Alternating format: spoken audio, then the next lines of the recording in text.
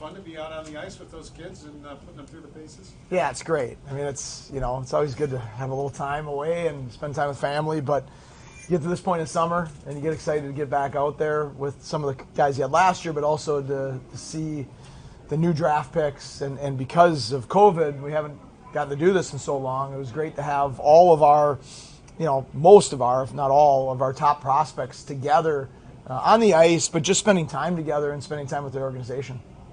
What kind of things do they do off the ice? I mean, we see what's here, but I remember one year they were talking about their time cooking classes. I mean, all sorts of different. What kind of things do they do off the ice while they're there? Some bonding. Last night was the introductory meeting because so many of the picks over the last couple of years haven't met so many of the people involved in the organization. So that was last night's Show Us Sabres video about the history and tradition of the organization.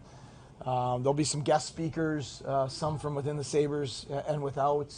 We're going to tour the Bills facility at some point this week. There is a nutrition class. There's you're trying to teach them some of the ones, especially for the ones that aren't going to be with us in Rochester or Buffalo this year. You're trying to give them things both on the ice and off the ice that they can take back to their teams that they're with so they can continue to develop and progress throughout the season. In your role, from your perspective, what's it been like to watch the last 2 years just through drafting, how much talent the organization has added, and a lot of kids that you've already just, you're going to coach this year or beyond? Yeah, Jerry Fortin and Jeremiah Crow and their staff, I think, have done a fabulous job. And I was pretty familiar because of my time at USA with a lot of the 02s and 03s and 01s, but even the 04s I have good familiarity with. And I just think our scouting staff has done a fabulous job of selecting skill, skating ability, hockey intelligence, and then also character. Guys that drive their teams, guys that were captains, leaders, that are going to come in and be future strong Sabres. So I can't say enough about the work the scouting staff has done. Seth, what's the value of Krebs, Power, Turner, the guys who've gotten a taste? What's the value of this camp? They get a chance they haven't had before to be here, and how much does it help the other guys? I think it probably helps the other guys the most. That was an idea that Kevin Adams and Jason Carmanos had. I thought it was a fabulous idea. And I also think it's a credit to the quality of the men that we have in that crew that they want to be here. Instead of rolling their eyes and be like, really, I got to come back in the middle of summer and do this, they were excited because they're all so excited. We've got a lot of work to do, but we're all excited about where it's headed. And they are really excited about where it's headed. So they're excited. Jack Quinn called me on our drive in and was asking me about the draft picks and tell me about this kid and how this kid fall to that spot. That's how engaged that they are in the process. And it's an opportunity for them as young players in our organization to have a leadership role, to show some of the new picks the ropes, especially, for the European players, to have a veteran guy be able to speak the native tongue and that language is very comforting and welcoming to them. What stands out about Ryan Johnson when you see him up close, maybe for the first time in a while? Just as how explosive of a skater he is. Ryan Johnson is an excellent skater. Obviously, he's a heck of a defenseman, had a very good college career, and just his explosiveness that he gets around the ice and where the game is headed with defensemen being mobile. And you saw what Colorado did in the playoffs with a really mobile decor. Those are the type of players that are extremely valuable.